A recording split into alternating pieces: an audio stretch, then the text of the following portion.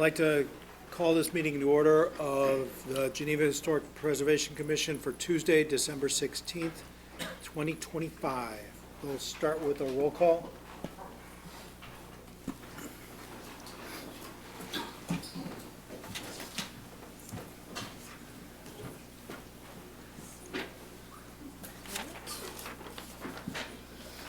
Zelmer, Aye. Tobler, Here. Jensen, here, McManus, here, Phillips, Here. Reeby, Here. Solomon. We have everyone here, so that's good. Next on our agenda is approval for meeting minutes for November 18th, 2025. Can I get a motion to approve unless anyone's got any revisions to the meeting minutes of November 18th? Motion to approve as presented. Second. Okay. Call the roll one more time. Zelmer, Abstain? Tobler, Aye. Jensen, Aye. McManus, Aye. Phillips, Aye. Reeby, Aye. Solomon. Okay, motion passes, great. Next on our agenda is the review of building permit application for 521 South State Street, South Street, 2025, case number 2025-115. Take it away, Emily. All right, we'll make this pretty quick because I think many of you are here for another case. We're looking at this property right here, down on the south of the historic district. We have some history of the property. It was inhabited for a very long time by the Snyder family. We know it from at least 1900 to 1974. Currently, the permit we're looking to change is a permit that was previously approved earlier this year and has gone through one change already. So we're focusing on that 2025 approval for the addition, which you can see under construction in this current image of 521 South Street. And this is the site. That addition is on that corner there, which is outlined in green. The original proposal, or the currently approved proposal, is as such. The addition proposed is a window right there on the facade of the addition. All materials of the window will match the materials of the windows which are already being added onto the addition, which have been previously approved. Does the applicant want to come up?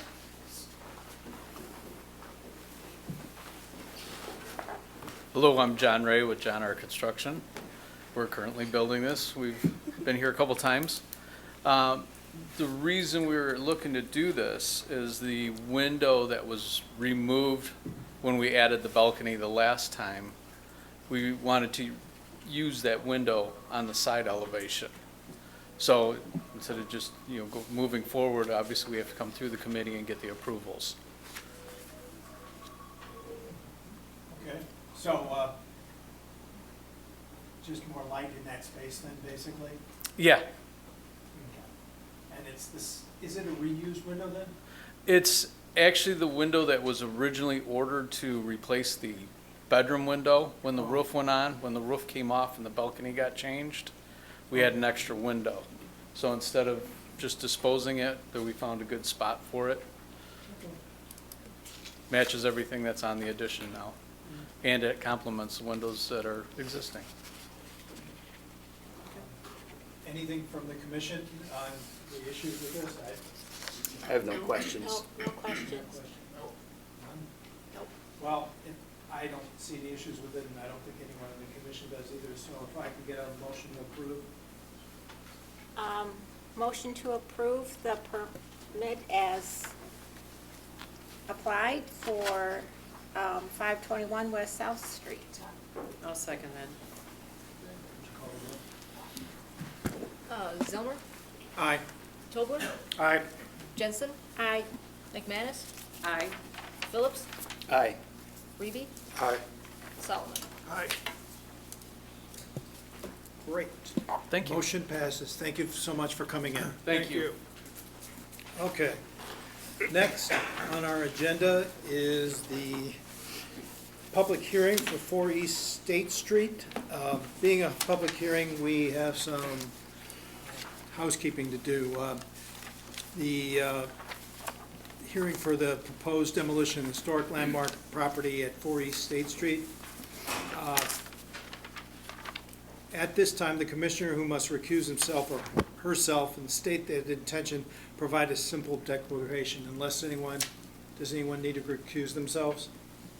If not, we will move on. Can I get a motion to open the public hearing? I'll move to open the public hearing for 4 East State Street. And get- Second. Okay, call the roll. Zelmer, Aye. Tobler, Aye. Jensen, Aye. McManus, Aye. Phillips, Aye. Reeby, Aye. Solomon. Aye. Motion passes. Okay, it is the Historic Preservation Commission responsibility to conduct the public hearing for case number 2025-114 as proposed for a proposed demolition of a historic landmark property at 4 East State Street. In order to receive testimony in favor and against the proposal, will follow the following procedure. First, the preservation planner will describe the written items, reports, and plans into the record. Second, the applicant will present testimony supporting the basis for the demolition or de-designation request. Third, the Historic Preservation Commission members will have an opportunity to question the applicant. Fourth, the Historic Preservation Commission will then receive citizen testimony in favor of or against the proposed demolition and the proposed designation. Citizens attending in person will be recognized ahead of citizens joining remotely. Questions about the proposed boundary amendment request,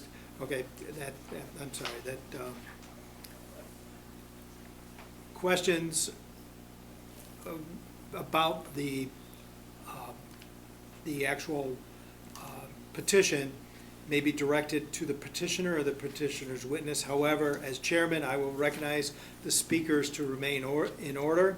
Questions about the Historic Preservation Commission process itself may be directed to me, to the preservation planner, Emily Stood, or our city attorney, Mr. Ron Sendek, or the community director, David DeGroot. Those in attendance should refrain from audible gestures to support or disapprove the testimony given by the applicant or any other person testifying. Disruptions of the hearing process will not be tolerated. And finally, the applicant may provide a conclusion at the end of the testimony presented. Once all the testimony is introduced into the record, the public hearings will be closed. However, in lieu of closing public hearings, the commission may request a continuance of the public hearing to a date certain for the purposes of gathering additional information for consideration of the testimony presented this evening and at a subsequent meetings to which a public hearing may be duly continued.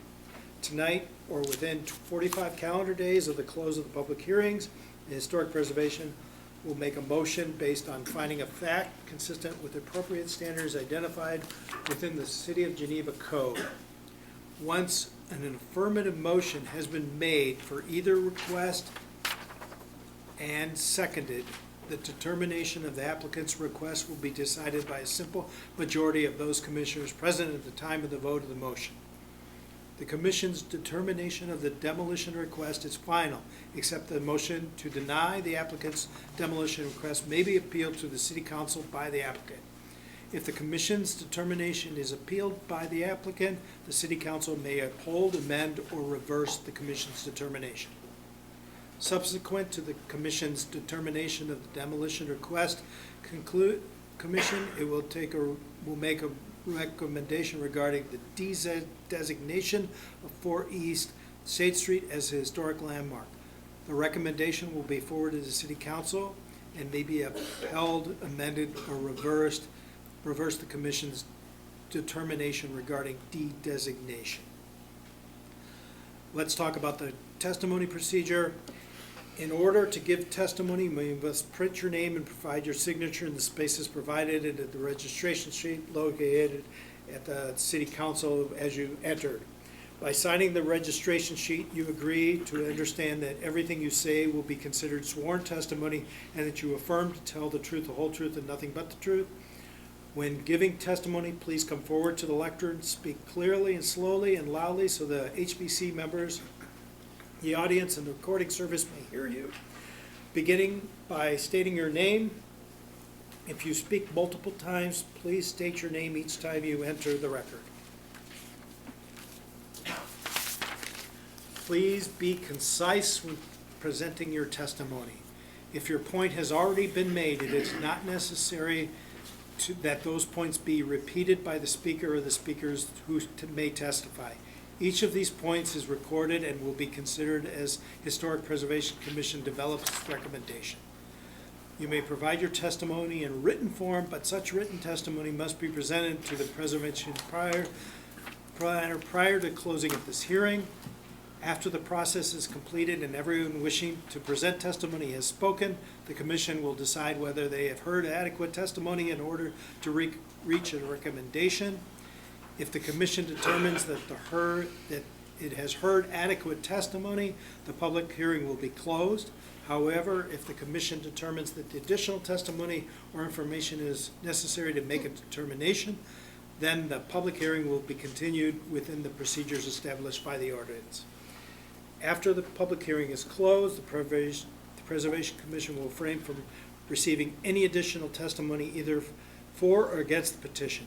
Testimony presented before the commission forms the official record of the public hearing for case number 2025-114.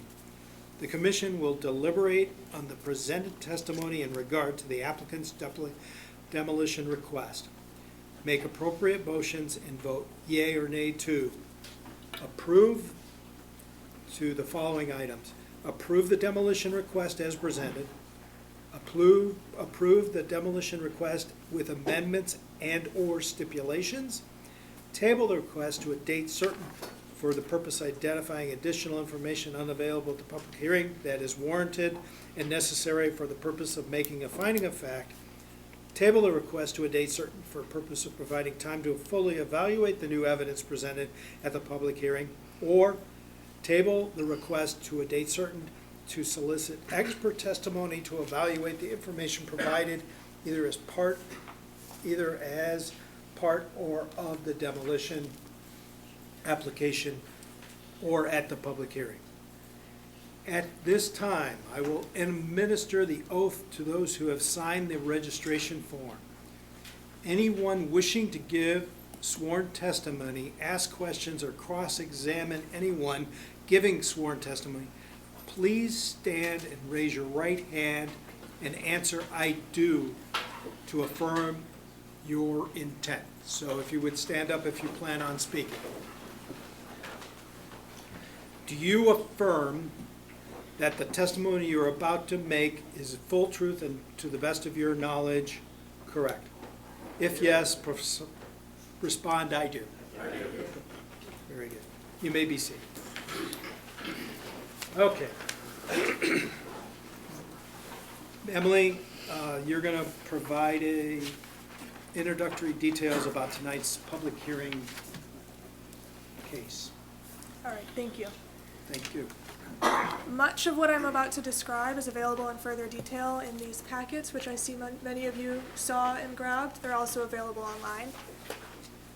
So, the applicant has requested demolition of the designated historic landmark property at 4 East State Street. The site is generally known as the Mill Race Inn property, but the property also is identified by a number of significant occupants of the structure over time.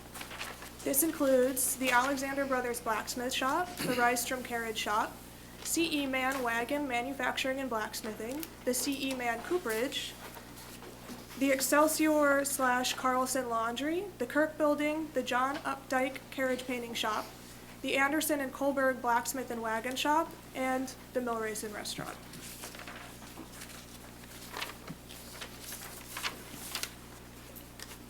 In December 2017, David A. Patzelt, representative for the Shodine Family Foundation, applied for a demolition permit of the limestone structure that had been erected as the Alexander Brothers Blacksmith Shop between 1840 and 1847. In response, Geneva resident Fred Zinke submitted a nomination for historic landmark designation of 4 East State Street, Geneva, Illinois. Following a public hearing and a recommendation by the Historic Preservation Commission on March 20th, 2018, the City Council designated the 4 East State Street property as a historic landmark on May 7th, 2018, per Ordinance 2018-09. In 2019 to 2020, a charrette process was undergone, which ultimately was not successful between the City of Geneva and the Shodine Family Foundation. In 2022, a boundary amendment to the landmark was approved. Between 2022 and 2023, a demolition request was made and was ultimately denied. The property owner was cited in 2023 for violations of the Property Maintenance Code. Those citations were upheld in court. And now we are at our current demolition request for 2025. The applicant is requesting a demolition of the historic landmark located at 4 East State Street with an application focused on Standard 4 of the Standards for Demolition Review, described in City Code Section 10.6.10b. Standard 4 argues that the retention of a building, structure, object, improvement, or site is not in the best interest of the majority of the community. This application, again, is available to view on the City of Geneva website. The HPC is not being asked to re-examine the significance of the designated property, which includes the circa 1846 limestone blacksmith shop. Significance was determined by HPC and City Council action in 2018. The HPC is not being asked to re-examine the appropriateness of the boundaries of the historic landmark that were modified by HPC and City Council action in 2022. The application under review is solely for demolition of the historic structure. There is no additional development proposed in this application. As such, the HPC is not being asked to examine any work at the site beyond the demolition described in this application. We've had a few public comments submitted to the record. Those have been distributed to the commission, who have read them since the most recent post was made online today. This includes one from Scott McMurray titled "Please Save Blacksmith Shop," one from Tom and Jean Horanzi titled "Blacksmith Shop Demolition," and one from Scott, oh, that's the same one. So only two. Our examination today is looking at the demolition project proposal.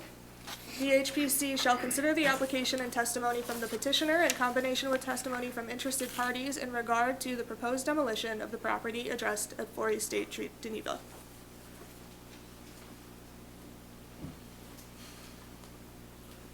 Very good, thank you. Thank you very much. First, we'll have the petitioner come up and present his case. Good evening. Excuse me. Good evening. For the record, my name is David Patzelt, Patzelt,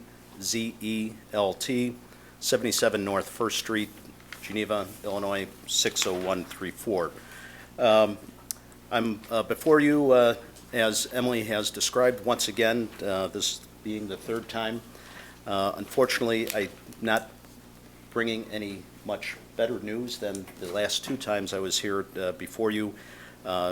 The only difference this time, as Emily has described, is that based on some of the comments that we have seen the public speak before the City Council, as well as general public coming before us, and whether it's email traffic or telephone calls, asking for something to be done for the structure to be taken down.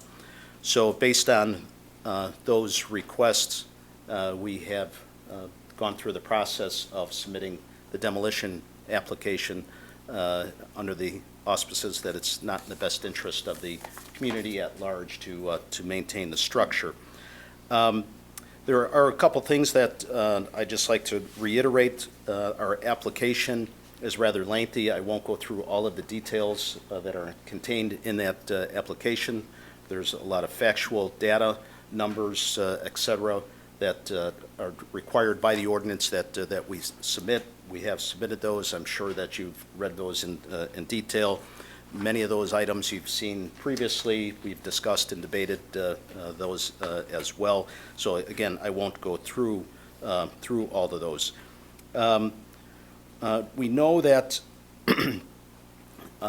in initial hearings on this building that some residents had spoke out that were in favor of saving the structure, and they had specifically requested more time to try to find something that could be done with this structure. How long is that time? I would suggest that whatever amount of time, that time has passed. It's been long enough, There's been several different attempts of whether it's to find a buyer, to move the structure, to find somebody that is interested in renovating the structure or using it for some specific use. But in essence, that time has passed and we have not found and nobody has come forward. So I suggest that the time has come that we need to make some further decisions on it. We also know that from the data that I have submitted, that the cost to repair, renovate, restore the structure is in excess of what the structure is actually worth or valued. So in essence, it's not cost-effective to restore it or repair the structure. So lastly, I'll say that the city themselves, whether it's councils or the various commissions that have been put forward, have, as Emily had indicated, has had several different workshops, sessions, planning, whether it's the master plan, the downtown master plan, had public hearings. There was the charrette process that the site went through. There was documents, planning documents that the city has identifying this as an opportunity site. But at all of those hearings and all of those reports identify this site as a potential and I'd say significant redevelopment site within the city. However, with this historic structure there, it has served as one of its obstacles for any potential redevelopment to occur on that site. Prior to any redevelopment, we really need to find what is the future of that structure.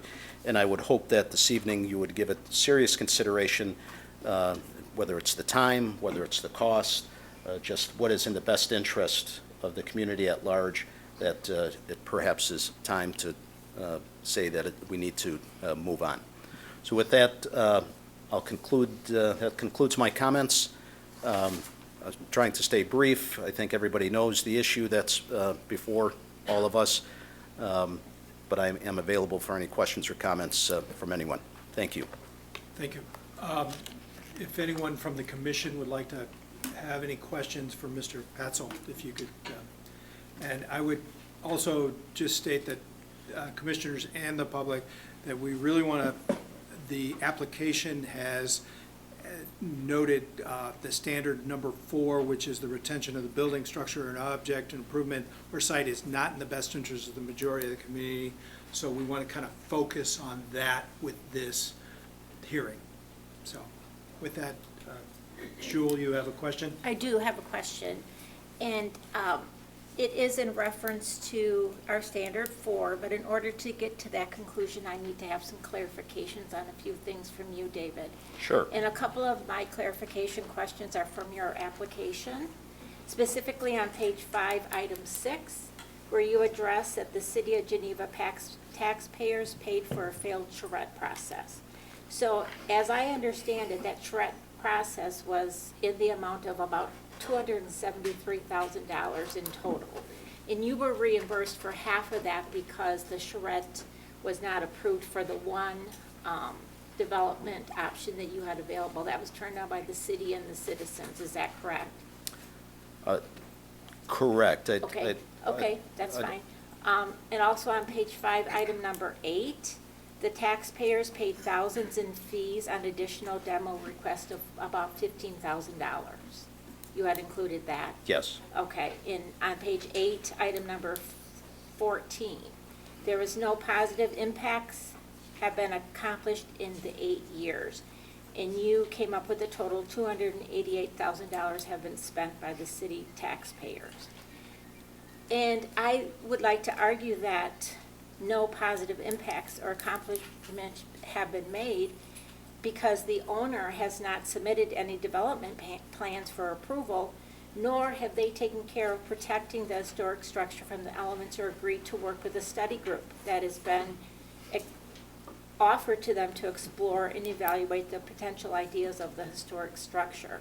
Not only that is, you've been charged a fine, a code violation of well over $300,000. And as of today, has that fine been paid?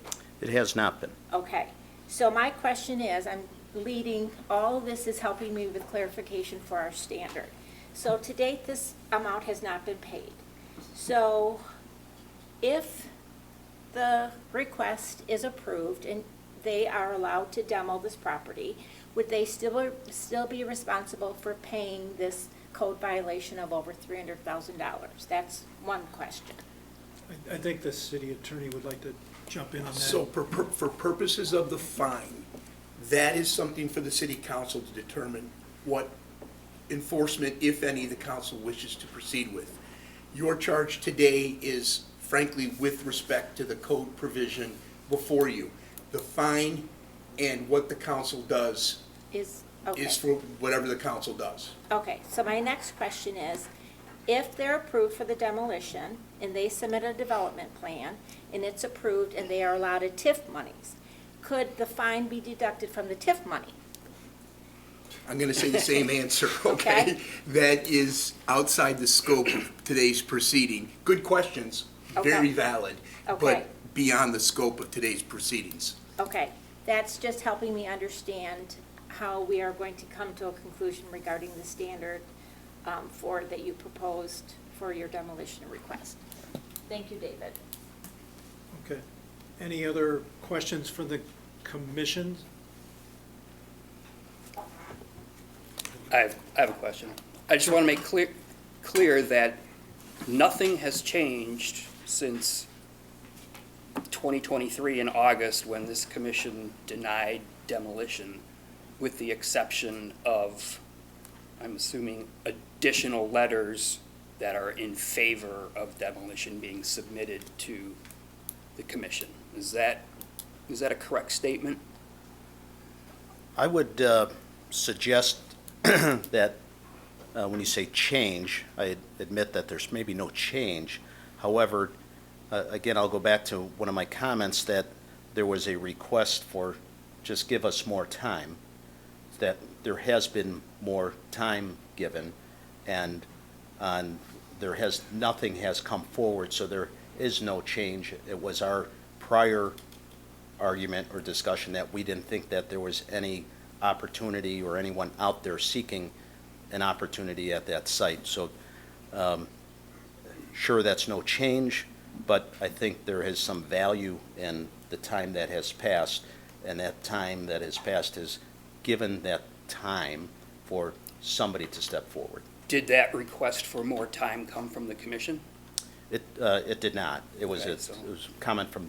the So that public. really is, in my mind, irrelevant to, anything that's different from our decision back in August of 2023.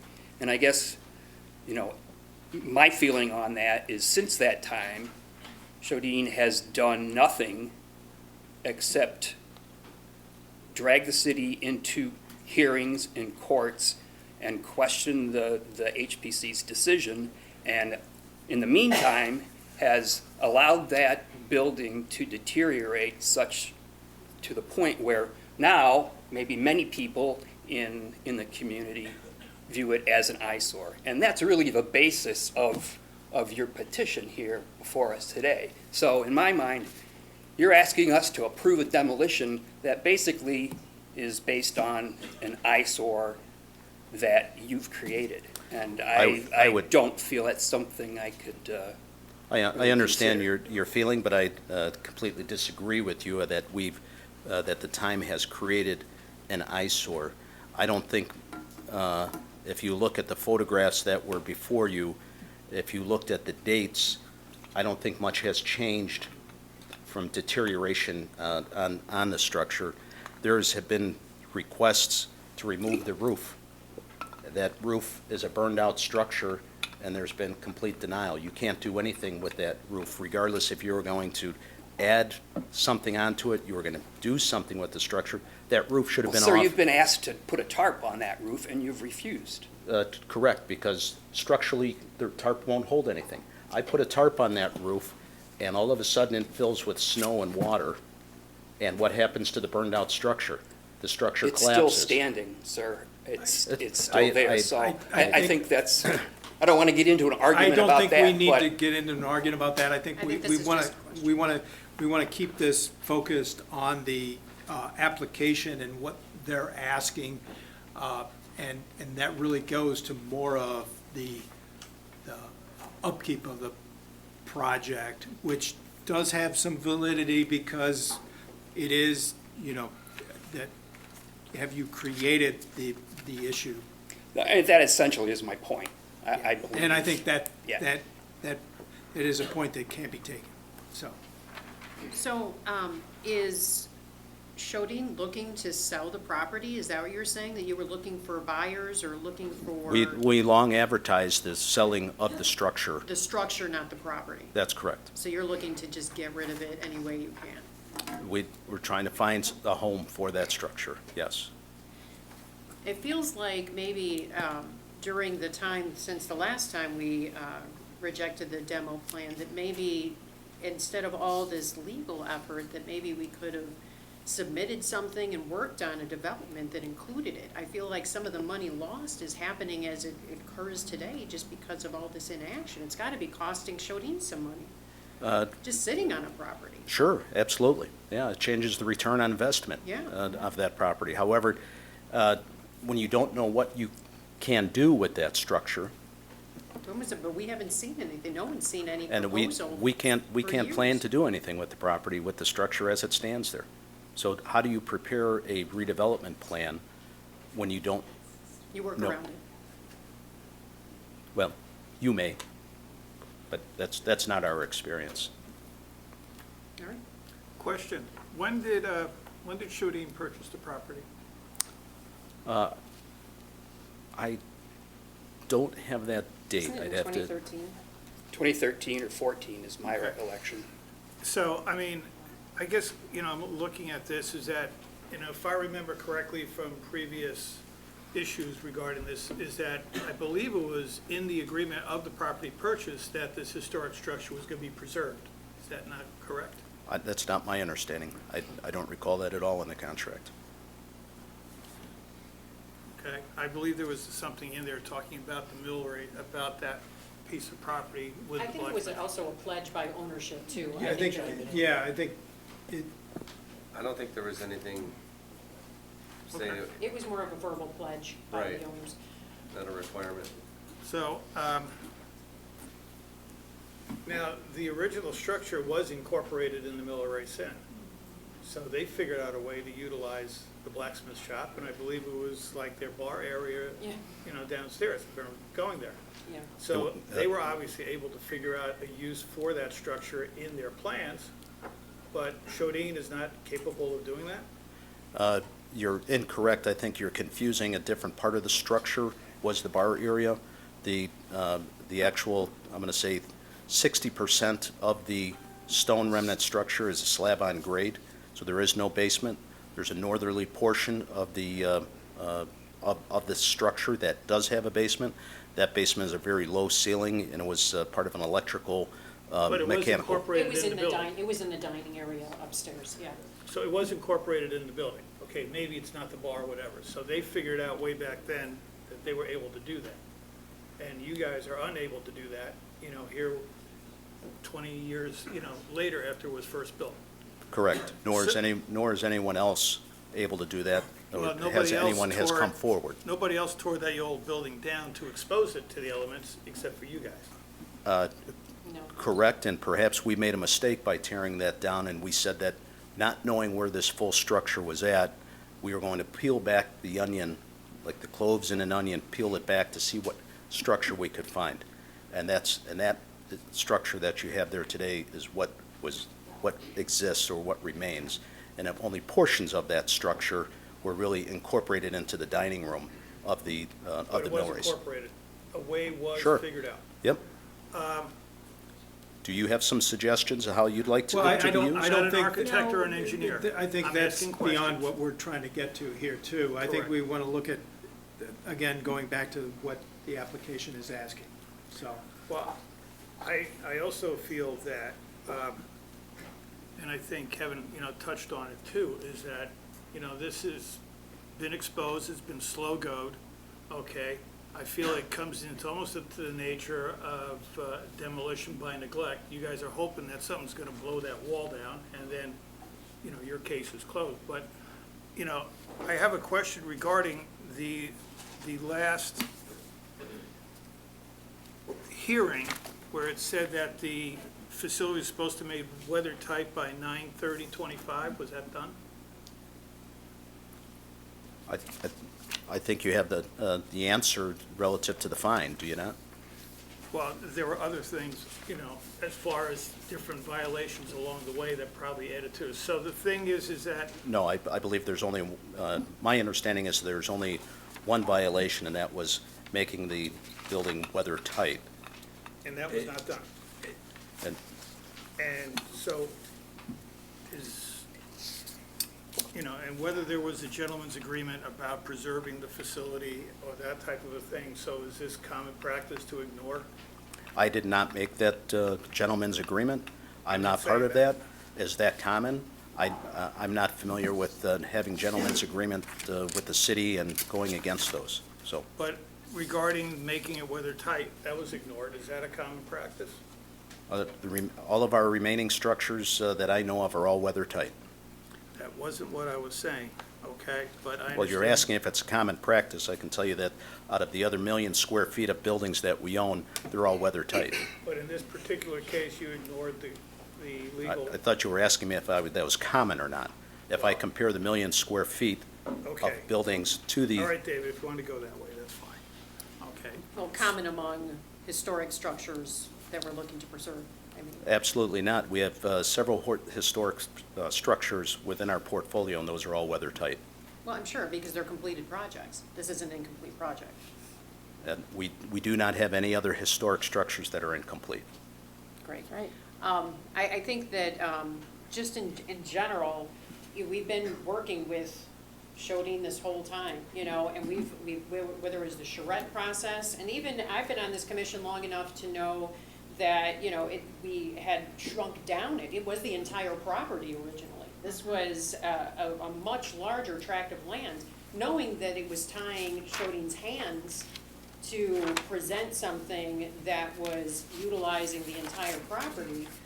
We tightened it up. We made it so it was, you know, Smaller 10 footprint. feet on, you know, I think it was 10 feet in all directions, just so it was just that had to be preserved. So Just can- so that it could, so Shodine could throw something out there and have a little bit more design freedom, you know? And I think that was one of the things that we've been doing this whole time, is just trying to work with Shodine. But I feel like there's been roadblocks in recent years and now there's no interest in even presenting anything of any value. It's just like a standoff, like a tug of war, where there's no one wins. We've got a hole in the ground in a historic property. We've got a historic property that through years of neglect is looking worse and worse by the day, and it does look worse. I mean, there's a lot of things that look different about it. I was looking at it just the other day and thinking, there's more areas of, the roof itself is just kind of this thing that's sort of randomly protecting this real structure, which is the masonry part of it, right? I mean, that's really the only thing that's still there that has value, that, you know, the wooden structure that's the roof of it is just merely, you know, just something that's deteriorated already. We can see that. The tarps are flying, the window, you know, everything. It's just not a property right now that's in good shape. And the reality is that we would, rather than have these conversations about taking the building down for years, we could have just presented something a long time ago. Shodine could be making money on this property now. But yet here we are entertaining another demo request for something that, I mean, we just need we would love to see something presented to us so that we could approve it and put something on that property. And including that building. We'd love to bring a redevelopment proposal before you, but we need to know what is going to be done with the structure. If the structure needs to remain, we won't have a redevelopment plan that we can prepare. I accept your statement about tying our hands by having the entire property landmarked. And yes, we did come before you to have it reduced because we believe that it was erroneously, the entire parcel was landmarked, and that was not the intent of what should have been done. So, yeah, that tied our hands. Why did you need to tie our hands on the entire site? If you were gonna landmark something, why didn't you just landmark the structure? But you didn't. But And we now, in realized- addition to that, So you came to us and we agreed and we worked with you. and We're that, willing to work with you guys, I- but I- that. I appreciate that you're willing to work with us. I agree. I've been with the Yeah. organization 31 years, and I've been before the HPC many, many times, everything from the Dotson Place to down at our office building, and there has always been a level of cooperation between the Historic Preservation Commission and the Shodine organization. Sure. I think we've been able to show when there is historic structures that have value and that can be reused, we do go above and beyond to try to incorporate those historic structures into whatever development plan we have. Unfortunately, I think this is a project where we're at opposite ends of the spectrum, that we see no value and no right way out of this by reusing that structure. I believe that the charrette process was produced their own findings that was totally on course, that structure could not be saved. I suggest If that you there could- should be some way of taking portions of that structure, and if you, maybe it's not the right term, but using Mr. that Passel, homage I think to we're that going structure. beyond where we were. The chair is asking you and to just hold on. kind of wrap, I mean, I think you're reiterating a lot of things that we've already heard before, and we understand that. So we want to try to get back to what the application is asking for and how what new evidence you're presenting, and I don't think you're presenting evidence right now. So let's just keep it focused on what the application is and try to keep it, and the commissioners will keep their questions to that level too. So, okay? I just had one more question that's Yes. relevant. Just a question for you, David. The last time the current property owner, right now the current property owner's name is Mill Race Land Company LLC. Is that Correct. correct? But then the last times we met, it was the Shodine Family Foundation, Correct. right? But it's the same people, just different names? No, it's been Oh. sold. Okay, so the new people are the Mill Race Land Company LLC. That's correct. Okay, thank you. And so is it no longer a charitable foundation? Correct. It is no longer owned by a charitable foundation. So it potentially could be, could qualify for financial support from the state or the federal government in terms of preservation? Right. Go ahead. I mean, I know that's not germane to, Yeah, standard number 6, but just to clarify. Number 4, Following but up, number you know, 4. Number four. or number 4, Number excuse me, 4. yeah. Don't But, bring yeah. any more in it. Yeah, it's Right? I don't know that answer. I think that would be something that they could evaluate and look at. Yes. Are there, As the news commissioner, I just have a quick question. I wanted you to clarify something you said. Nice to meet you. Lisa was asking about plans to incorporate the existing structure in whatever the Shodine Corporation wants to do with the land. And you had said that we won't, what I want to clarify is that you will not be bringing any plans with the existing structure. So what I took away from that is that so long as that structure is there, the property will sit as is, and there'll be nothing brought for us to review with the structure in standing. Is that correct? That is correct, and there are some reasons for that. Specifically, structural engineers have looked at that structure, both the city's structural engineer through the charrette process and a third-party structural engineer, and have both determined that the walls and the footings underneath the walls are not capable of sustaining or carrying any additional load. So no additional load could be placed on those walls, meaning that you can't put an addition on it, et cetera. So the structure needs to be taken down in order to build something in or on that space or that piece of land. I don't know whether that's germane to this conversation, but the point is that, I guess your point is that you're not gonna do anything with this. If this is denied, it will not go forward, nothing will come forward. That's correct. Yeah, that, This would be your third, this is your third request for demo, and the court system has already denied 2 different instances that you've applied for, right? Correct. Okay, okay. all right. Any other questions from the commission? If there's no other questions from the commission, we're going to move on to question for received citizen testimony, unless you want to make a I final. only had one last comment. I couldn't hear what the commissioner said after I answered her question. She made a comment, and I couldn't hear what you had said. So what about our legal system? Is that some? I Oh, don't I'm so think, sorry. I don't think Okay. it's germane to this. Okay, thank you. Thank you. Okay, I will call people's names, and if you can come up and then state your name again at the, and then give your testimony. So first on the list is Bill Cook. I'll pass. Okay. Second on the list is Alan Lehigh.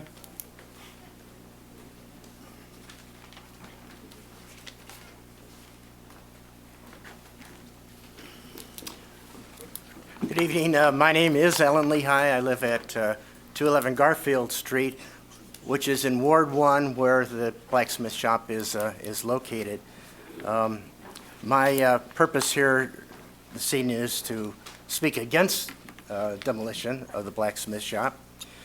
It seems to me that in the first 2 petitions that were brought to you for demolition, the main arguments were economic and financial, that it would be a hardship or infeasible to repurpose the building. And this time, in its 3rd iteration, the request is based more on public opinion and people wanting to get rid of an eyesore. And that seems to be the thrust of it. And that suggestion by the petitioner is that there's been some kind of a sea change, and that more and more people want to be done with it and just abolish it and get rid of it. My suggestion to you is that what the petitioner is bringing is a false dichotomy here, or a false choice, that you have 2 choices here. Either you're going to keep this eyesore or you demolish it. It's one or the other, and it sort of overlooks a 3rd option, and that would be that there would be an effort to restore or redevelop or to repurpose the building. And I think that would be one that would be much more favorably received by many in the community than the other 2 options that have been presented to us. Returning it so that it becomes now an asset again to the community, which it was for the first of nearly 2 centuries that it's been there. It was a great asset to the community for the various businesses that were in there, and I think people like to see it return to that. So if public opinion is the thrust of what we're being asked to look at here, that'd be your item 4, what the community wants its best use of the property.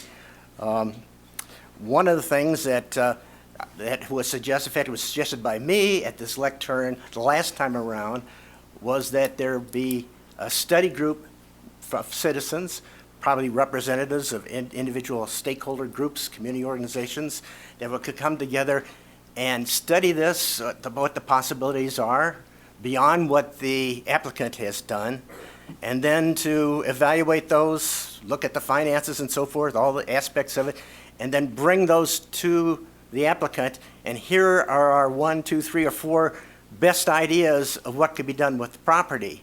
In fact, that study group could even involve the applicant as part of the study group. So that was presented here. I had volunteered to organize that. In fact, I'd love to do that. In fact, I'd even met with the applicant afterwards in his offices and presented this suggestion that there be such a study group and they could be part of it. And in fact, it might even be to the applicant's advantage, because if no one could come up with all these brains in the community, any great ideas, then that would fortify the applicant's case, that yes, we brought all these people together from the community, and yet they couldn't come up with anything that was workable. So it would be advantageous there. But I would think that the study group could, if you have some smart people on it, we have a lot of smart people in this town, who could, If you could, I think the idea of a study group is just what we need to hear. If you could keep to the, sure, okay.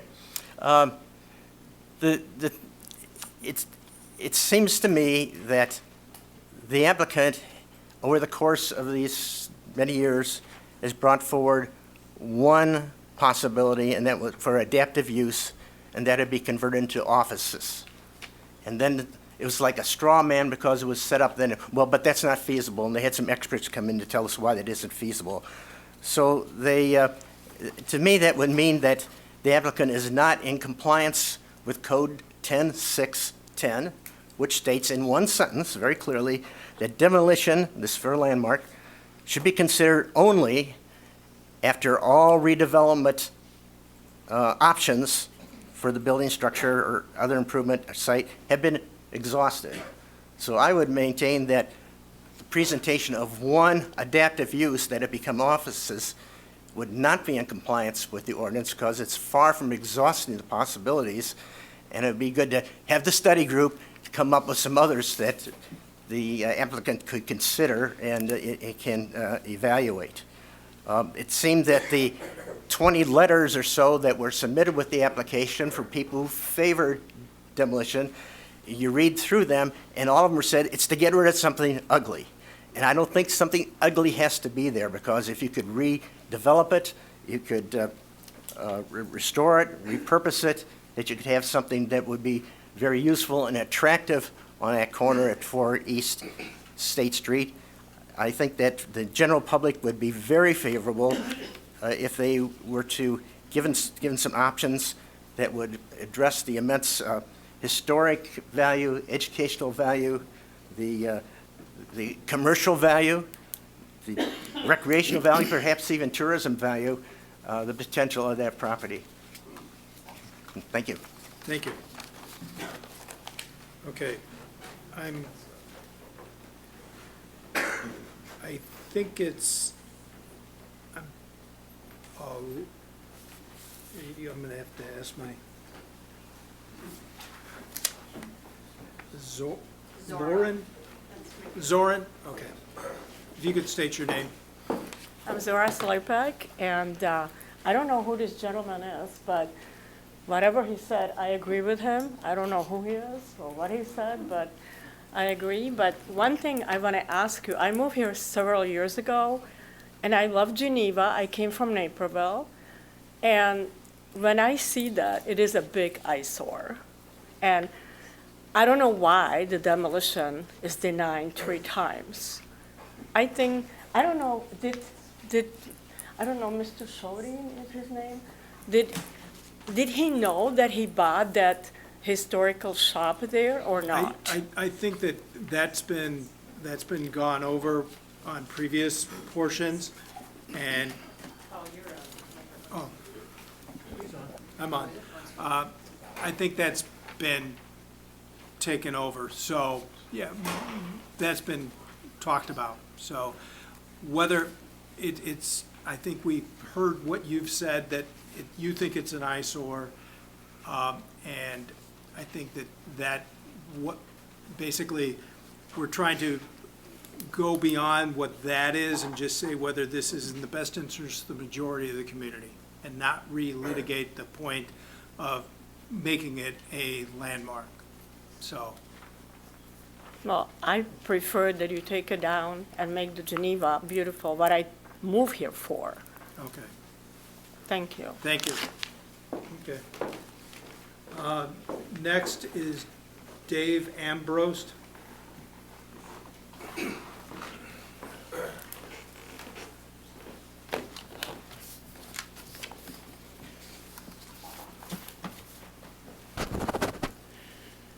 My name is Dave Armbrust, 2320 North Route 23 in Marengo, Illinois. My wife and I have been in preservation for 45 years, currently working on the Wayne Train Depot, and been involved with blacksmithing.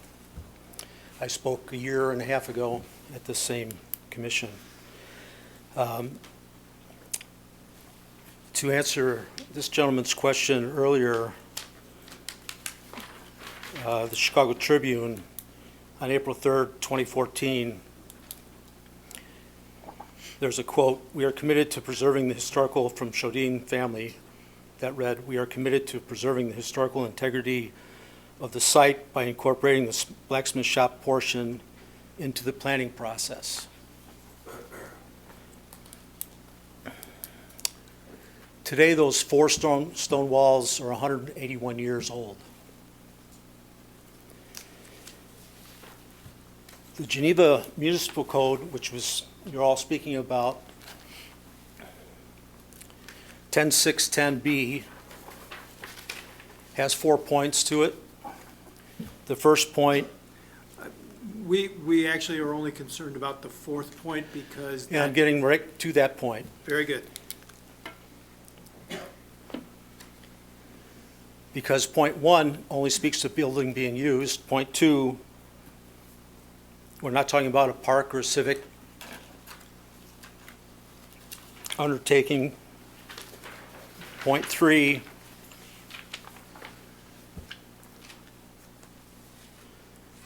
which is in part directly related to the applicant's comment, that site of 1.4 acres, more or less, equates to roughly 61,000 square feet.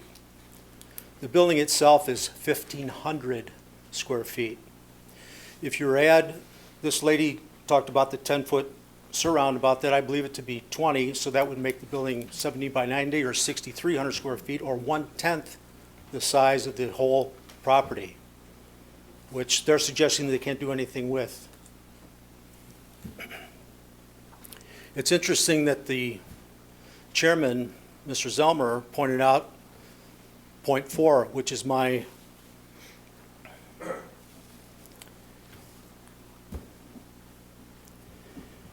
it speaks to the significance, speaks to the retention of the structure not being in the best interest of the majority of the community. The limestone structure represents the original STEM Learning Center. I put together 5 pages of STEM, of what a blacksmith shop does. A STEM education, a blacksmith's education. It is visually a structural place of pause in a world so stimulated that there seems no time to reflect and link our past to the present, to slow down and offer a sense of continuity to a relevant life, one generation to another. The metaphor of the Alexander Brothers blacksmith shop here in Geneva is its inherently unifying, authentic representation of our national character. A community and its people who are hardworking, making right choices, and realizing what is of value. Lastly, every city's makeup is its literature, its memory. I'd be happy to participate in recreating that STEM center that the city could operate potentially for 6 months out of the year. Thank you very much. Thank you. Okay. The next person on our list is Herb Natcherine.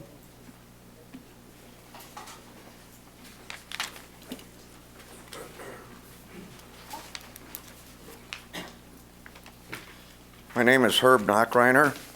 I live at 8 North 688 Bittersweet Lane in Elgin School, St. Charles School District.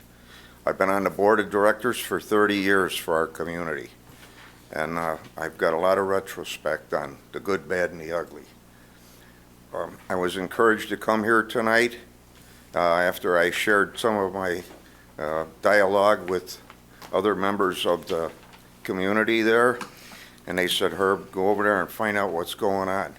Well, that's why I'm here. Anyhow, I came here almost 40 years ago from Medina, Illinois. I used to come out here on the weekends with my wife and dine in the various restaurants that they had in the community, and we put it on our bucket list to end up here, which we accomplished. My son, youngest son, held his wedding reception across the street from his blacksmith shop.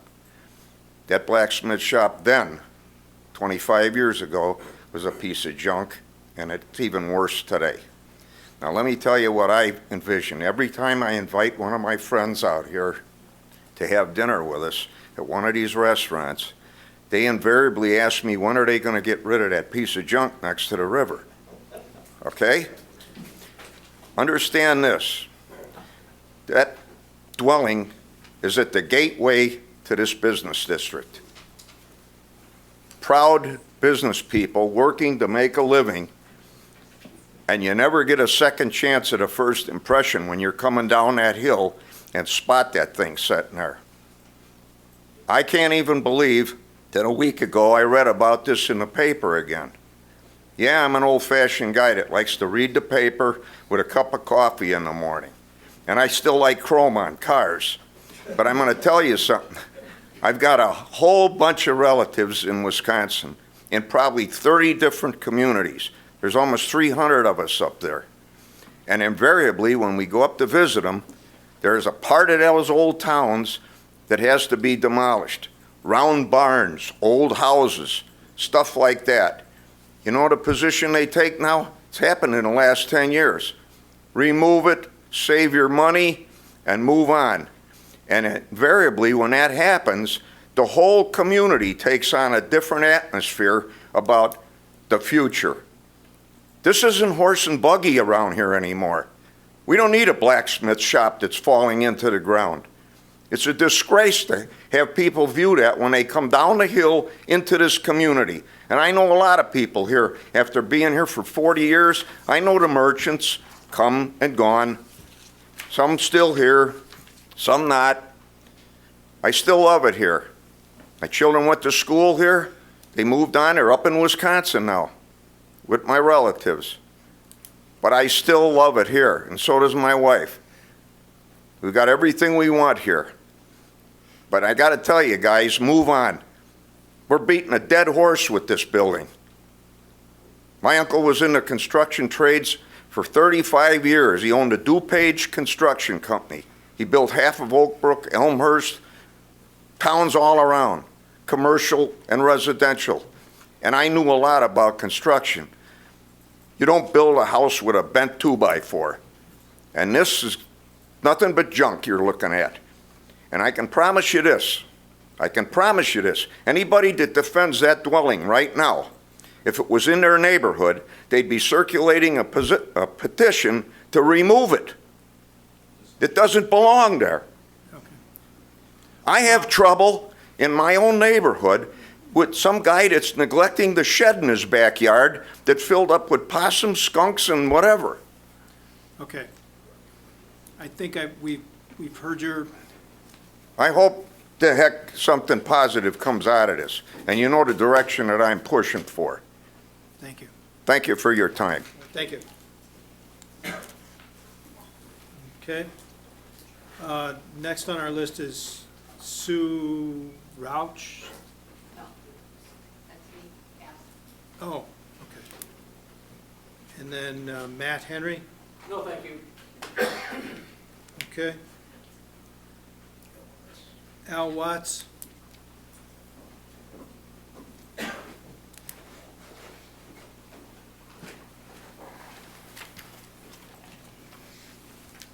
Hi, Al Watts, Preservation Partners of the Fox Valley.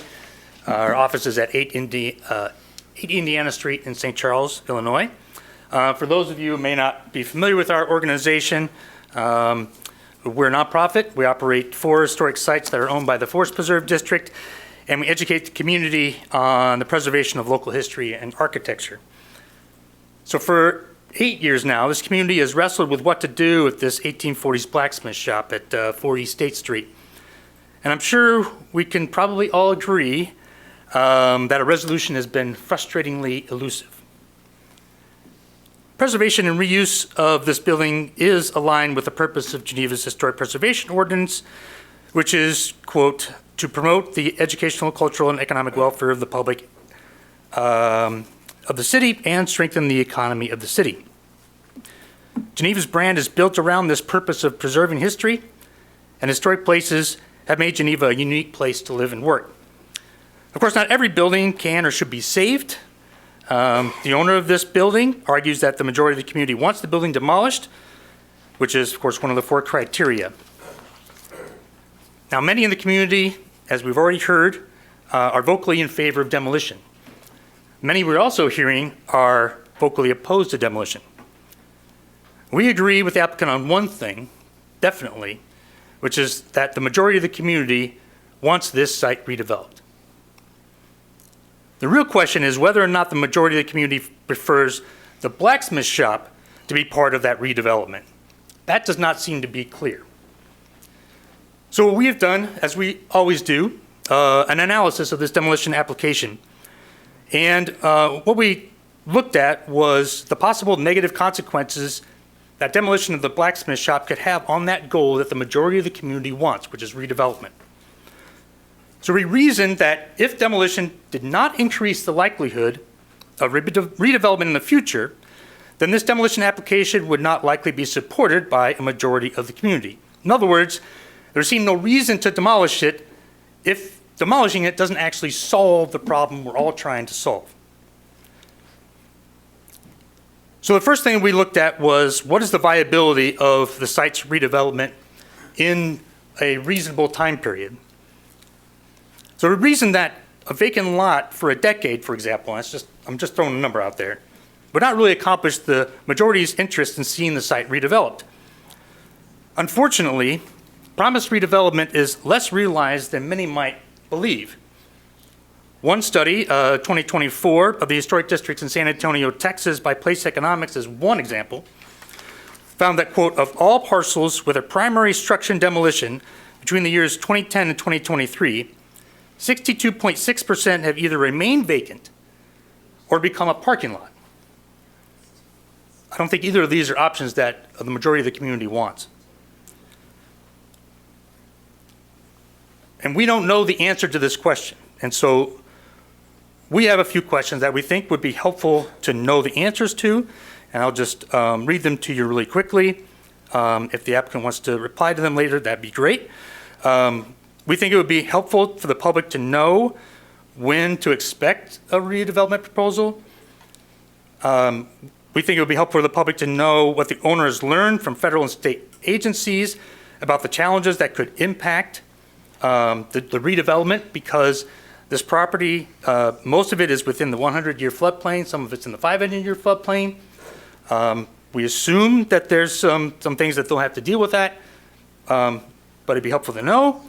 It'd also be helpful to know what the other challenges that they foresee, such as federal and state permits, financial assistance from the city, et cetera, so that they can move a redevelopment forward. The second negative consequence that we considered was the impact on the community that could be caused by the structures that will not be demolished. According to the demolition application, the non-historic concrete foundation of the former Mill Race Inn restaurant, which is directly west of the blacksmith shop and, frankly, is almost always filled with stagnant, kind of nasty water. Also, the wooden pavilion that was part of the Mill Race Inn restaurant that's near the south end of the property, those are not included in this demolition application. So we wonder, like, if the blacksmith shop, according to the applicant, stands in the way of redevelopment goals, then it would seem that other deteriorating structures would likewise stand in the way of redevelopment goals. A prominent parcel in the city would not necessarily be better off or closer to redevelopment with the blacksmith shop demolished while other deteriorating structures remain. So in answer to whether or not these non-historic structures are planned to be demolished and when they may be planned to be demolished, I think would be helpful for the majority of the community to understand if and when redevelopment will occur as a result of demolition of the blacksmith shop. The final thing is the fine, which Joel Jensen mentioned. And all I want to bring up about that I believe is relevant, is that enforcement of a city's building code is often an effective tool for motivating the maintenance of any structure in the city limits. In fact, it is an extremely effective tool for historic preservation. As an example, the 1904 Heinz Cut Glass Factory in St. Charles was cited for building code violations and eventually sold and redeveloped, and now is a beautiful apartment complex on the east side of St. Charles.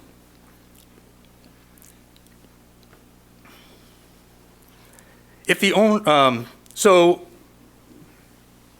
there's the problem of both the property owner paying all the fines, in which case it could create an economic hardship that would make it difficult to move forward to redevelopment, and also the problem of not paying any of the fines, which would potentially undermine the city's efforts for enforcing its property and maintenance codes, and also it would, I think, possibly undermine the ability to encourage more historic preservation. So we think it would be helpful if the owner was able to address how they plan to deal with those fines as far as how it would affect any redevelopment. If the HPC were to deny this demolition application, there is an opportunity for the former blacksmith shop to be part of a larger redevelopment at a minimal cost to the property owner. Collaboration between the public and the owner with that goal in mind would likely accomplish something the community could be proud of, that both honors the legacy of Geneva's industrial past and stimulates Geneva's future. Thanks. Thank you. Next, we have Patrice Berthoud.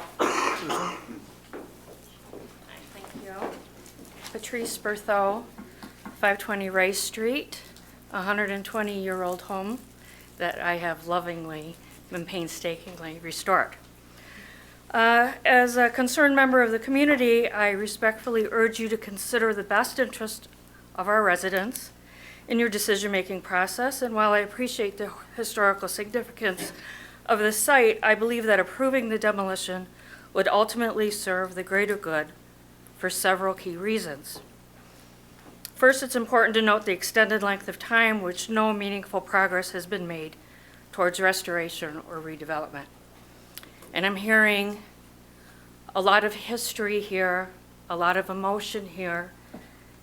There's blame going around, but as a resident, who's to blame is irrelevant because we are at where we're at.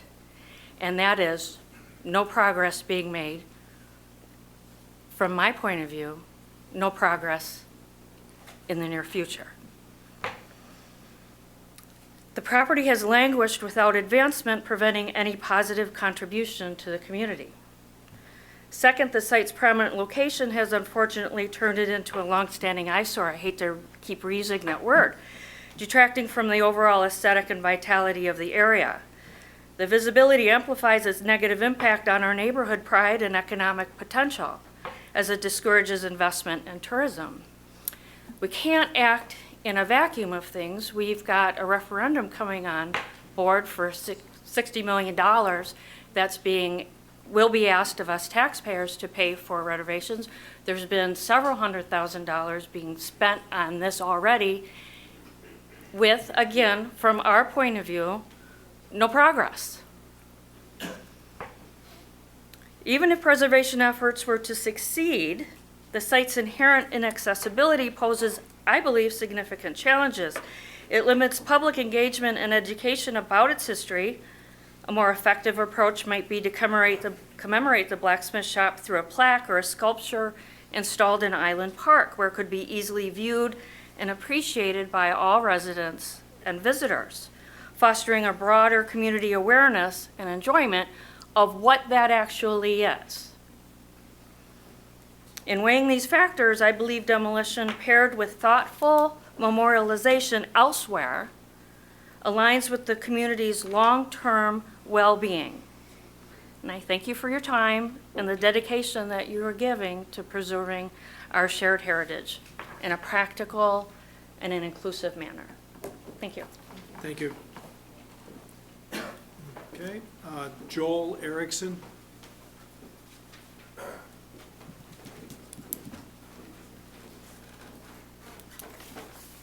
Hello, my name is Joel Erickson. I am a 38-year resident of Geneva and was a member of the Geneva Plan Commission for 18 years. So I kind of sympathize with you when I walk in and I see a crowd in the back. You know it's going to be an interesting evening, and so far it's been interesting. To talk about this, the Millrace Inn closed 15 years ago. The city designated the blacksmith shop as a historic landmark 8 years ago. Because of the amount of time that has passed, we need to consider current realities. And this is where I'm going to go off my notes, because I want to talk with something that, just as a question, and we talk about what this building is going to be when it's completed. Say that the Chodine Company has a Come to Jesus awakening, and they agree that they're going to rehabilitate this building. Let's talk about what's involved. It's going to be a new foundation. He's already stated the walls are unstable, so that means you're going to have to take the walls down, reset them with new mortar, new roof trusses, new roof, new utilities, basically a new building. So my question is, when you do this, what do you have? Is this the same building that we spent the last 8 years debating about? I don't think it is. In the 8 years since the building was landmarked, no third party has stepped forward to undertake the expense of redeveloping the building. The Park District has declined interest, as is not part of their mission. So who is going to step forward after 8 years to underwrite the redevelopment, and why have they waited so long? So what is going to happen if the demolition permit application is turned down? And the answer is nothing is going to happen.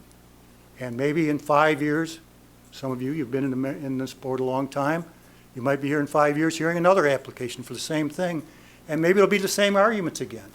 And maybe in another 10 years. But in all that time, we'll be looking at that building.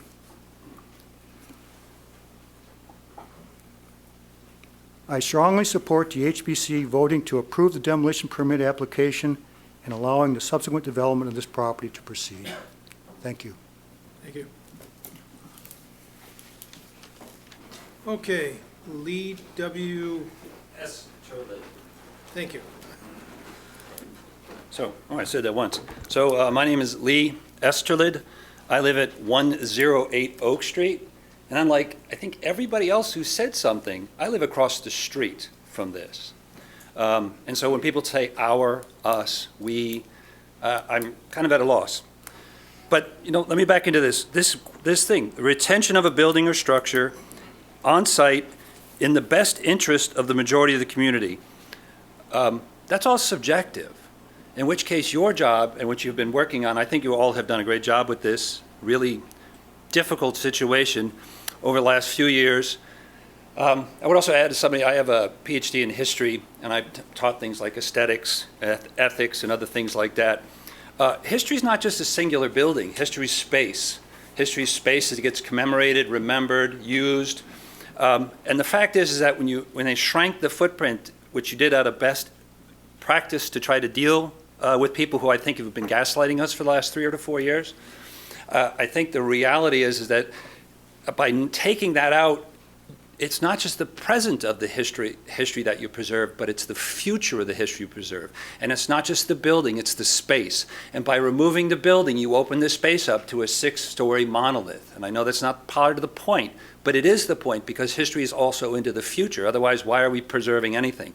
Why are we preserving the Little Owl? Why are we bothering with any of these other buildings? Let's just bulldoze everything and put up lots of good glass stuff. That seems to be a thing. The word ugly or eyesore is also subjective. There's lots of ugly buildings around here. I think we could tear down. There's stuff built in the last 10 years that I think look horrible.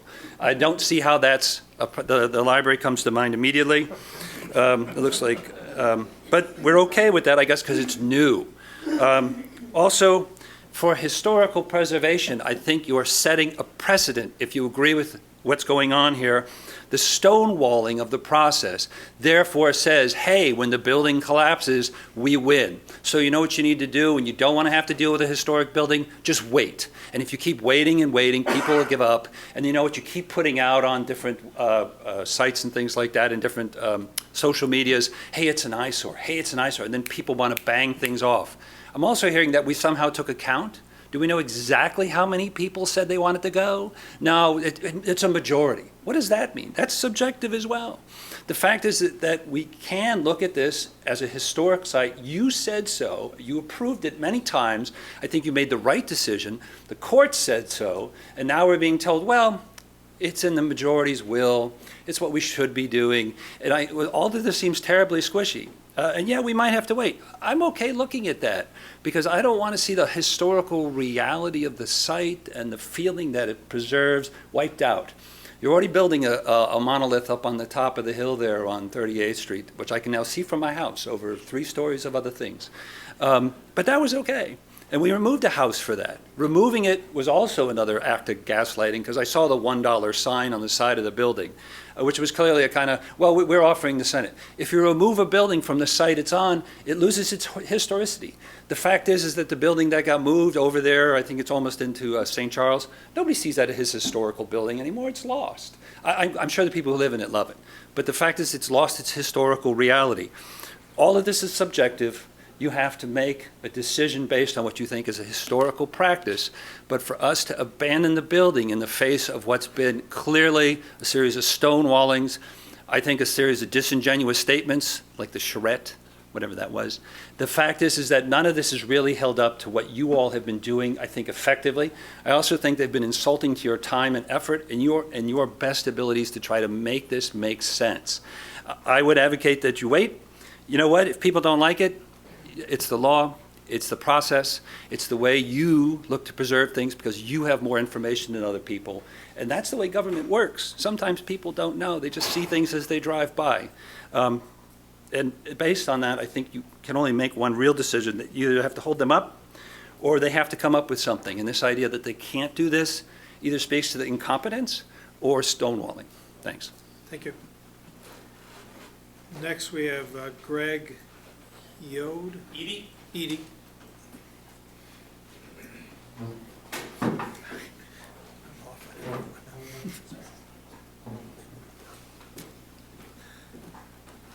I oppose the demolition of the blacksmith shop. I reside at 321 Ford Street in an 1856 Greek Revival house. If you could just state your name. Greg Eady, 321 Ford Street, sorry. I moved out here in '94. I was charmed by the buildings of downtown Geneva, the livability, the walkability, and I think year by year we're losing a little bit more of it. I got this book when I moved here, 150 Reminders Every 150 Years. It came out in 1985. Some of you may have it. It refers to the blacksmith shop. I'll just read a little bit. Since 1933, a Geneva landmark in itself, has at its core an old stone building that has been a town landmark since 1841. A town landmark, and we're talking about demolishing a town landmark. This was written 40 years ago. The previous speaker talked about the monstrosity up the hill, and they moved a house. It was 122 East State. It was one of the oldest houses in Geneva from the 1830s. There's only a handful of houses that date back that far. The house next to it was demolished. It was built in 1838 by Peter Middaugh. It's gone. When these houses are gone, these structures are gone, you can't bring them back. Everybody uses the word eyesore. It doesn't have to be an eyesore. You could paint the plywood and plant some flowers in front of there just to make it look a little better until people can figure out what the heck they want to do with it. And we have plenty of Geneva to build these newer structures. We could go east of East Side Drive. We can go west of Williamsburg. We should just leave the downtown alone, preserve what's still left before we turn it into Naperville. No offense. But we don't want that here. Batavia, Geneva, St. Charles is the jewel of the Fox Valley. I was watching It's a Wonderful Life the other night. We all know that movie, right? Do we want Geneva to turn into Pottersville? Or you on Team Potter, or are we on Team George Bailey? That's all I have to say. Thank you. Thank you. Next is Ed Strebig. Strebig.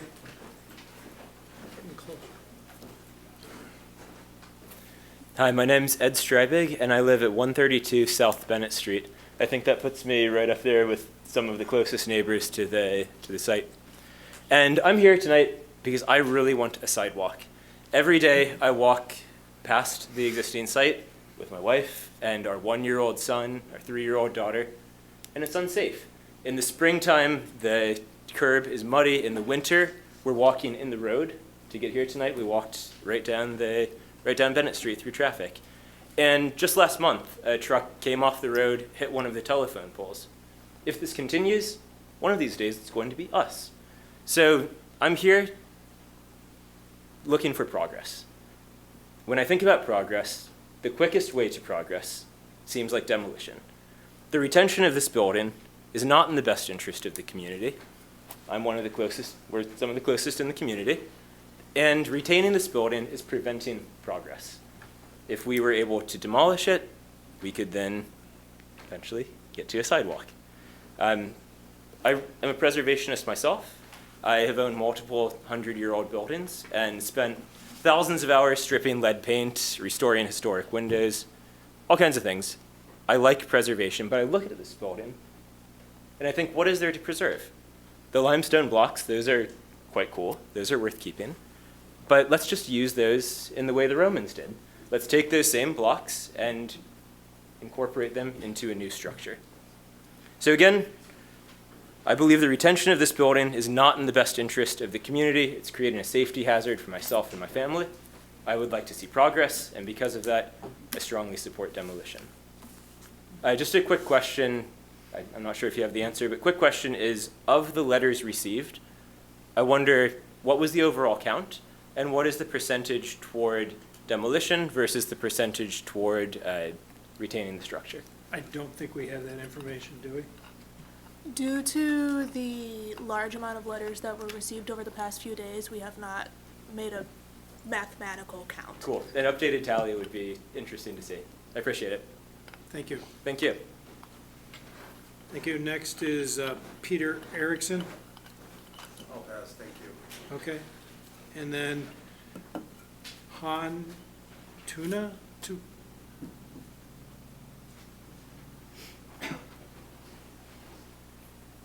H. It's definitely Han. Han. Tunga? Okay. Well, that's, that concludes the people that wanted to speak for that.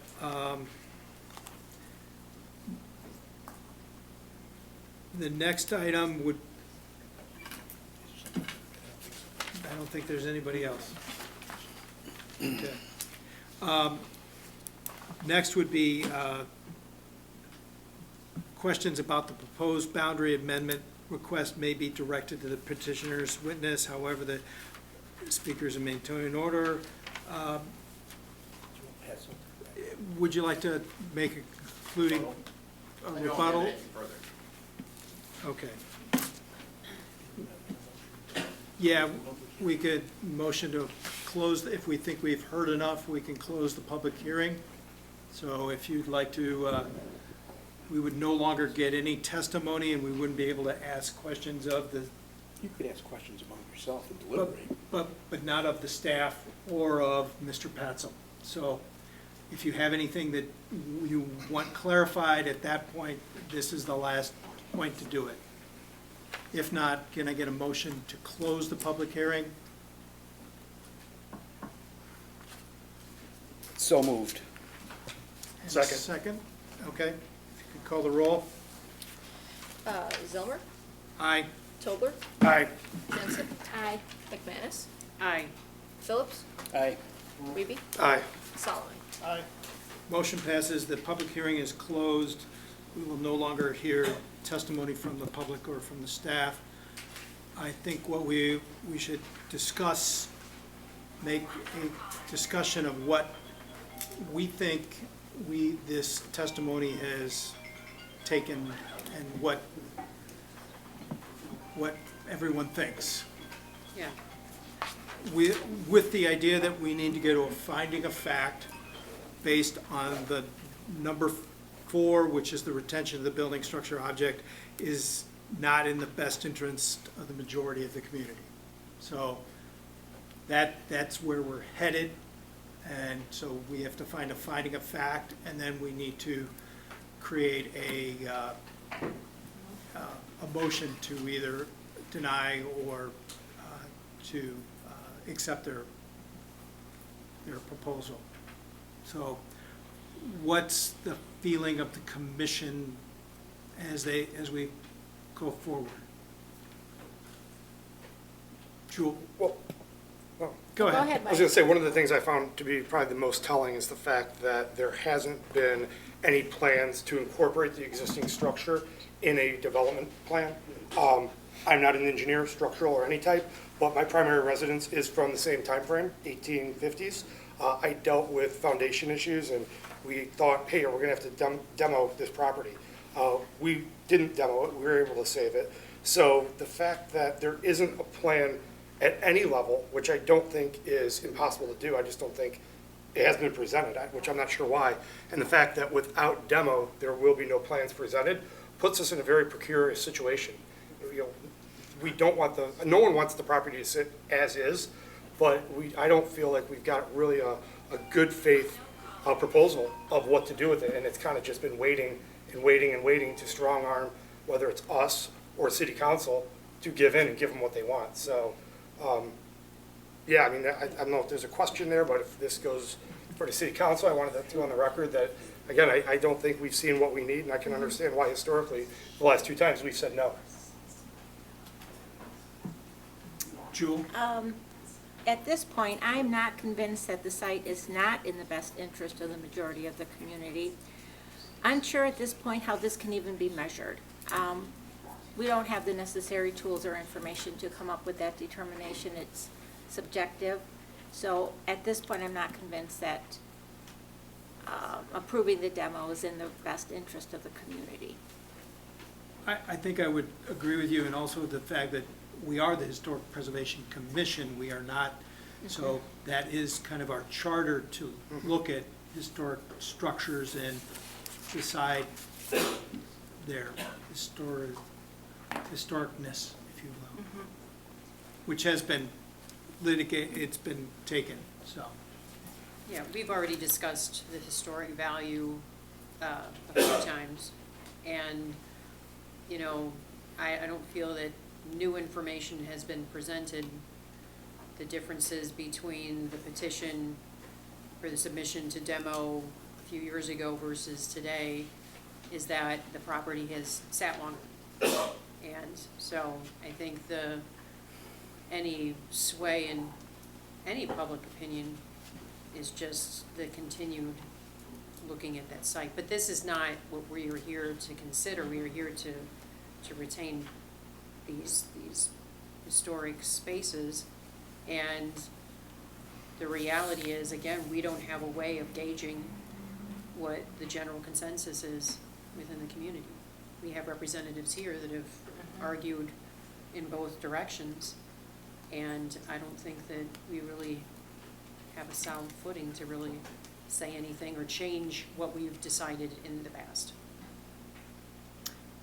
I also think that the rights of the property owners in the community, they don't have to compete. I mean, we're all in the same community together. We should be coming together to develop solutions that honor both principles, both the owner and the community, because we are a community. We should be working together to come up with a solution as opposed to not working together and arguing about this. You can catch more flies with honey than you can with vinegar. Have you ever heard that? My mom used to tell me that all the time. And I believe in that saying. And I believe that we can come to a solution if we do work together on this. I mean, we like you, David. We really like seeing you, but we want to work together with this. And we wish you a Merry Christmas. Well, just to play off what you just said, Jewel, I think, I look at it, or just hearing, why does it have to be the whole building? Can it be a portion of the building that's non-structural to the new building? What that is, I have no idea. But, I mean, like you said, some kind of compromise that you at least get something out of it. It may not be exactly what you want or looking for, because you're not gonna make everybody happy, but it's, at least you got something that you can look and said, yeah, there's the old blacksmith shop. That was, you know, very important to the growth of Geneva, you know, for the city. So that's what I would like to see if there was, you know, what Mike brought up, is just, what options can we have? I mean, can there just be an option? Can you put the building over the other building so it's not held up by the main building? Can you put a portion of it? Can you make it a small little room that that's off to the side with a plaque, you know, where it's a gangway for people to walk through the park and go up to it and get the information, the history of it? I mean, on anything. I think anything can be done. I'm just reluctant just to say, let's demolish it, and then say, well, then we'll give you the plans afterwards, because then I just feel like it's all gonna go downhill, then I'll just stop there. I think, as was brought up, is that, you know, as Joel said, you know, we all work together as a community. We all work to try to help each other. You know, in 2022, you know, the group came in front of us saying, hey, the swath of property is way too big, it's ridiculous, the whole 9 yards, okay? We made an accommodation in 2022, so that this way you would have more property to develop that wasn't part of the landmarked district. And since 2022, they did nothing. No plans, no proposals, just letting the building rot. Okay, I don't feel that's being a partner, because I think the ultimate goal is for a strong wind to come down and blow it over, and this way, as a safety hazard, it has to go away. So I think there's been a lot of disingenuity as far as this whole process is concerned, and that we have been upholding our bid to preserve the property, but also be a partner in helping them. And so we gave them the property, we gave them a bigger building plot to work with, and we got nothing.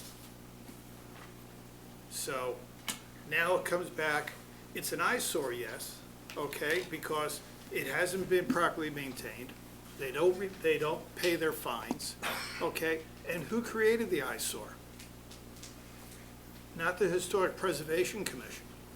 So I think part of the process that's going on here on that side is they're wearing the will of the community down, of seeing this gray plywood building with ripped plastic on the roof, and as we can see inside, graffiti inside. And that's why there's more people speaking up now about wanting to tear it down, because of an eyesore that was not created by the community, but by them. And I think they're trying to wear everybody down so this way they give up and say goodbye. It's my good, bad, or indifferent, that's my opinion. And I totally agree with George, and I think that I am not willing to reward that kind of behavior with agreeing to demolish that building. I think that, you know, the question really here is, it's not preservation or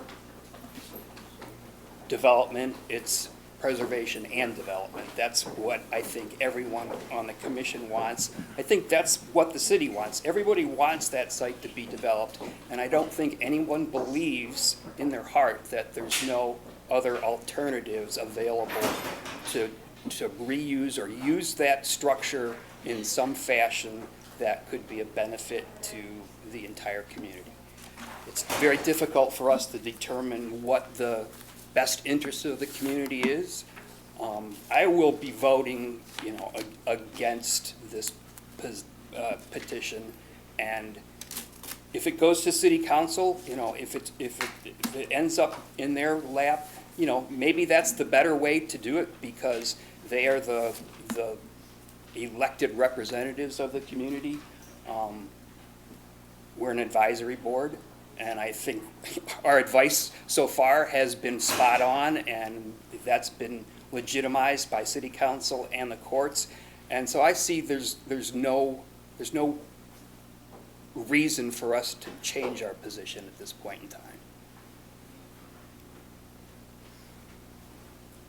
Okay, I think we've heard from everyone. I think what I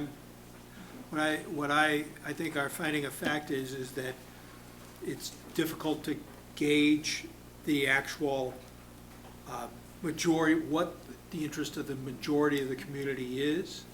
But we have heard both sides of it, and we haven't heard enough of, I haven't heard enough from other than it's an eyesore, and it's kind of a self-created eyesore, even though it may be the point that is, but, so I think that's where we're kind of where we're all coming down at. So, I guess that would be, I think does everyone agree with that? Yes. Yes. Okay. So if I can get a motion we're gonna have to do the motion in a positive manner? Yeah. Or what? Yeah. Yep. Yeah, so, and then Joel, you don't need to vote one way, you can vote your conscience, not Yeah. the way. So if I understand it correctly, this is how I'm going to say it. Correct. Motion to approve the request for demolition of the historic landmark location at 4 East State Street. That's correct. And so can you get a second? Second. Okay, you could call the roll. Zelmer, Nay. Tobler, Nay. Jensen, Nay. McManus, Nay. Phillips, Nay. Reby, Nay. Solomon. Nay. And then also, do we need to do the was there a de-designation portion, or no, we don't need to do that? This proposal was just for demolition. Okay. Well, very good. Motion passes. Or it fails, excuse me. So used to them being passed. With that, our agenda, we continue. We have Secretary's report. All right, I kept it pretty quick for this month's report. We have 3 administratively approved building permits. I'm sorry, I didn't hear you. Actually, why don't we wait until Yeah. people have left the building? We'll give it 2 minutes and then we'll.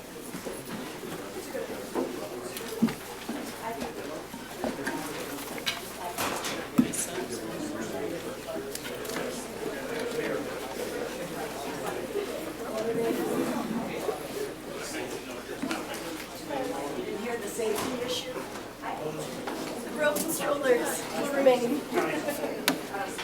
Grandchild was killed. Use the other side of the street. I don't think redevelopment. Excuse me, comments outside, Side- please? We still have to finish the meeting. Thank you. Thank you.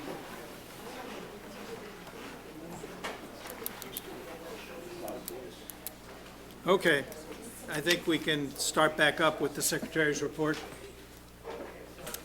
Beautiful. So as I was saying, I kept it pretty quick for this month.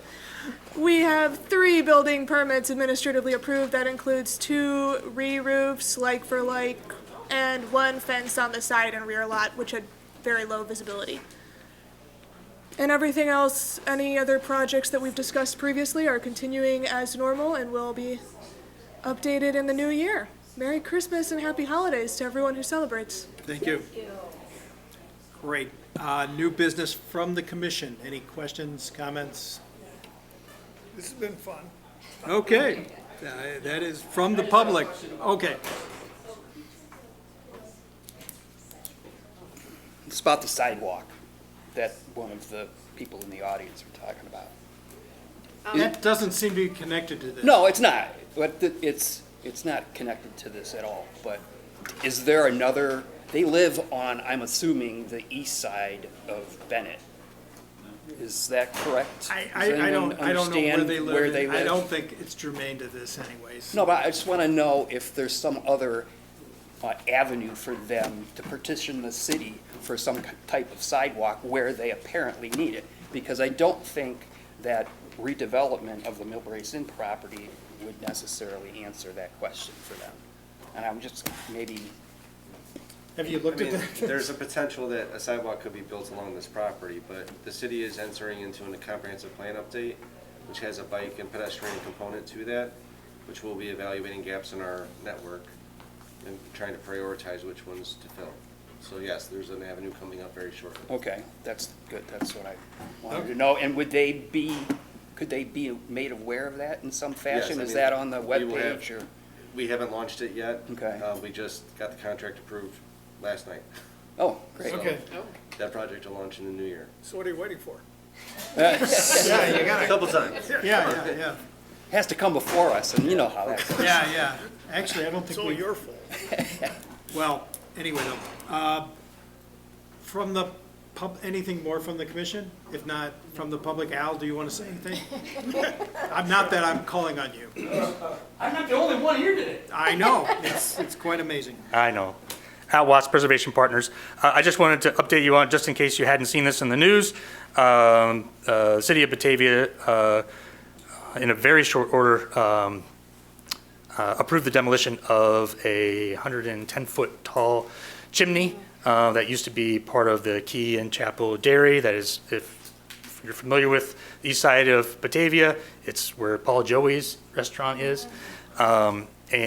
Just to, if you're not aware of that, just to give brief context, the HPC, and we agreed with them, that, the most of it has to go because it's in very tenuous structural shape, but hope that a remnant of it could remain. The HPC recommended 11 feet above the roof line, but City Council chose just to go all the way to the roof line. So there'll be some big cranes over there on the east side of Geneva very, very soon taking that down. So just wanted you guys to know. Thanks. Great. Thank you. Okay, with that, I think that's everything. If we can get a motion to adjourn. Go ahead, George. We are? Okay. Motion to adjourn. Second. All in favor? Aye. Any opposed? Go.